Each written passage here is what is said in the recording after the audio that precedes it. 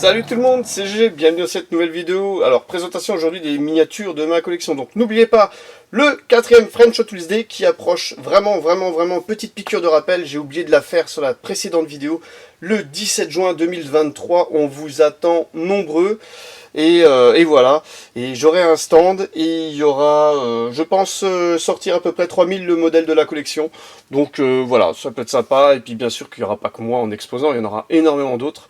Donc il y aura une grosse qualité. Voilà, hop, on passe tout de suite au modèle de la collection que j'ai sorti exprès pour cette vidéo. On commence avec une petite Matchbox, un 4x4 open back truck. Alors, pour certains, ce 4x4 parlera, pour d'autres, il ne parlera pas. En tout cas, il est en excellente condition. Celui-ci, je ne sais plus où je l'avais trouvé. Sûrement dans un marché aux puces ou...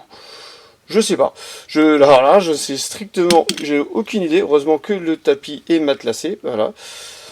En tout cas, il est en excellente condition. Il est neuf. Oh, c'était peut-être un cadeau pour la chaîne. Remarque, un des tout premiers cadeaux pour la chaîne, ça se pourrait. Voilà. En tout cas, il est comme neuf. J'adore. Voilà, là, on le voit bien. Ensuite, on continue avec une petite majorette. Avec une petite 205 GTI, l'original. Alors l'original bien sûr parce qu'elle est rouge, qui a marqué 205 GTI et que voilà, la 205 GTI elle est rouge. Donc là je sais pas si on voit bien le rouge à la caméra. En tout cas c'est la 205 GTI de chez Majorette que j'avais quand j'étais gamin. Et j'en ai pris soin, donc elle a roulé, on le voit au niveau des roues, un petit peu d'usure mais pas grand chose. J'en ai quand même pris soin, Made in France bien sûr. Il y a toujours le coffre ouvrant. Voilà, on mettait pas grand chose. Je regarde une petite tête d'épingle ici. Voilà, j'en ai pas pris soin. Et c'est tout à signaler. En tout cas, super sympa la petite 205 GTI de chez Majorette. On continue avec une autre petite 205 de chez Majorette, la 205 CTI. C'est ça? Ah, il l'appelle la GTI. Ah, il l'appelle aussi la GTI. Voilà, autant pour moi. CTI, c'est chez CQ. En tout cas, c'est une CTI pour moi. Voilà, en tout cas, alors celle-ci. Celle-ci, je l'avais achetée, donc c'était à l'époque où je l'ai sorti des blisters dans les années 2000. 95-2000, je sais plus exactement. Donc il n'y a plus la motion Made in France. Et celle-ci, je crois qu'elle était un truc spécial Haribo, quelque chose comme ça. De mémoire, c'était une déco pour les dragibus, peut-être, je ne sais plus. J'ai un gros trou là, mais ça me parle, ça me parle. Voilà, en tout cas, le petit intérieur rose. La peinture métallisée grise, vraiment sympa. Les petites taches qui vont avec, qui sont d'origine, hein, c'est pas moi qui les ai fait. Et elle est en excellente condition, très peu roulée avec. C'était la partie où je les ouvrais et je les mettais tout de suite sous protection. Voilà, on continue avec une Matchbox. Alors celle-ci a été issue d'un colis pour la chaîne. Un petit Kenworth. Super Boss. Excellente condition. Je kiffe. Alors pourquoi je kiffe ce camion? C'est simplement parce que quand j'étais gamin, il y a toujours une petite histoire. Hein, c'est ça qui fait vivre la chaîne. Quand j'étais gamin, il y avait, j'avais un jeu de cartes, les Top Atout, là, les Top As, pour ceux qui connaissent, et dedans, j'avais un camion. Alors, j'avais un jeu de cartes qui était consacré que au camion, hein, bien sûr, et il y avait un camion qui était beaucoup plus puissant que les autres, c'était celui-là dans le jeu de cartes, c'était le monstre, parce que je crois que ça monte à plus de 200 km/h, le camion. En tout cas, voilà. Et quand on est gamin, on se rappelle surtout de la vitesse, on se rappelle pas des autres proportions des camions, la longueur, la largeur, la puissance, et ça c'était un monstre. D'ailleurs on voit, il y a un aileron derrière, c'est génial. D'ailleurs il y a des courses avec ces camions, c'est génial. Ça me rappelle aussi les petites courses de camions comme ça que je faisais à l'époque sur Toka. Toka Racing, Toka Touring Car, je sais plus comment c'était. En tout cas c'était génial, il y avait des courses de camions, c'était fun. On continue avec une petite majorette, une petite Ferrari GTO. Voilà, GTO, il n'y a plus de Made in France. Alors ça, c'est une des dernières qu'ils ont sorties, enfin une des dernières. Je m'entends.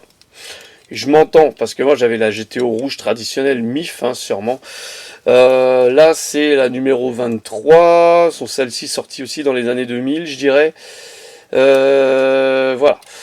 Petit ouvrant qui s'ouvre pas beaucoup, mais c'était bien vu. C'est chez Majo, numéro 23. Voilà, Ferrari, le petit logo. Et j'ai vu une tête d'épingle, une méchante tête d'épingle ici. Voilà, j'en ai pas pris soin, ou alors elle est tombée, je sais pas ce que j'ai fait avec. En tout cas, voilà, un petit peu d'usure sur les roues, j'ai quand même roulé un petit peu avec ce modèle, ça m'étonne un petit peu. Voilà, en tout cas, pour le modèle là. On continue avec une Matchbox, alors j'ai sorti un petit blister Matchbox, ça faisait longtemps.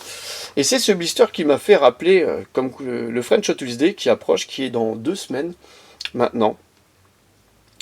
Et voilà, une petite Oldsmobile Vista Cruiser de 71. Alors pourquoi? Parce que je l'avais acheté au French, hein, tout simplement, cette petite Matchbox, à la première édition, me semble-t-il.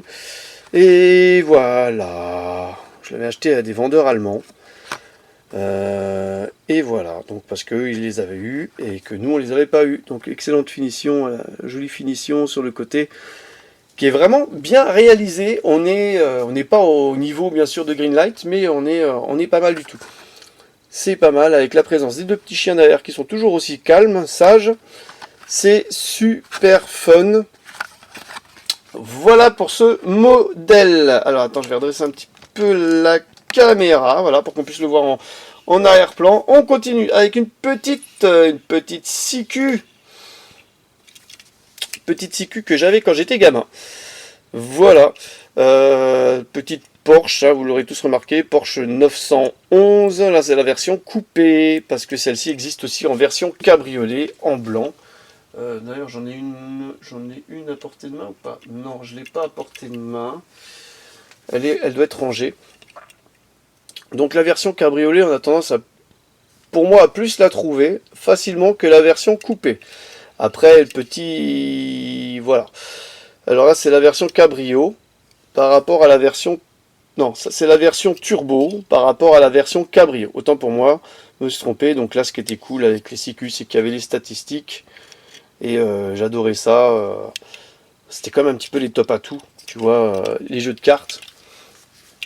Voilà. Donc toujours avec les petits trous qui vont bien, CQ qui sont super belles. Intérieur blanc, volant noir, bien vu. Le petit aileron noir qui est franchement bien réalisé et qui a bien vieilli dans le temps. Voilà, c'est sympa, une petite tête d'épingle malheureusement là sur le pare-choc arrière, toute petite, de rien du tout. Et elle avait ouais, un petit défaut cette voiture et mon modèle là, c'est-à-dire que ici, là sur le capot, on le verra pas là, quasiment tous les modèles 911, quand ils ont été riftés, voilà, il y a eu un petit éclat de peinture. Voilà, là on le voit. Petit éclat de peinture, quasiment toutes les 911, elles ont ce petit défaut. Voilà, alors, peut-être défaut qui est venu avec le temps, en tout cas, c'est normal. Vous pouvez regarder dans vos collections si vous en avez, c'est tout à fait normal. Elles l'ont quasiment toutes. Si tu en as une 100, c'est comme si tu avais la carte Dracofeu 10 sur 10. Voilà. On continue bien sûr avec le dernier modèle de cette vidéo et on pourra le constater, il y a un petit blister comme ça bien sympa. GL Muscle Greenlight avec une Plymouth Sport Fury 426 Max Wage de 64.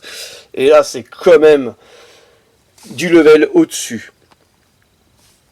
Regardez-moi cette finition. Donc là, il y a une petite peu de poussière à l'intérieur du blister malheureusement. Là, il y a marqué Sport Fury en petit. Voilà, on arrive à le voir, hein. C'est plutôt bien cool. Les enjoliveurs de roues, les flancs blancs, le toit blanc, l'intérieur bleu. Alors, il est légèrement métallisé, j'ai l'impression, à l'intérieur, comme la carrosserie qui est légèrement métallisée. On le voit, la petite rainure, le petit drapeau floqué. Là, je ne sais pas trop ce que c'est. La jolie finition avant, la jolie calandre avec marqué bien sûr Plymouth au-dessus de la calandre, je ne sais pas si vous allez voir, voilà. Le capot ouvrant, hein, bien sûr. La jolie plage arrière de finition L'arrière, magnifique aussi, super beau, double sortie pot d'échappement. On peut le voir, qui sont réalisés et qui retombent légèrement vers le bas, comme le modèle original. Donc super beau. Donc là, c'est la série GL Muscle série 23 de 2020. Voilà, petite ici. Ça, c'est le numéro de la série en elle-même, ici. Et on a le petit numéro de la voiture qui doit être en dessous et que là, je n'arriverai malheureusement pas à voir parce qu'il est gravé. Et il me faudrait, déjà j'essaie de le chercher, 1641, j'aurais tendance à dire. Voilà, 1641. Donc ça, les GL Muscle, on sait que c'est inférieur à 10 000 exemplaires. Voilà en ce qui concerne cette petite vidéo. Donc n'hésitez pas à venir nous rejoindre au French Autorisé. On vous attend nombreux le 17 juin 2023. C'est la 4e édition. Génial, génial, génial. Je vous attends avec impatience. N'hésitez pas à liker, commenter, partager. Et on se retrouve pour une prochaine vidéo. Allez, bye bye.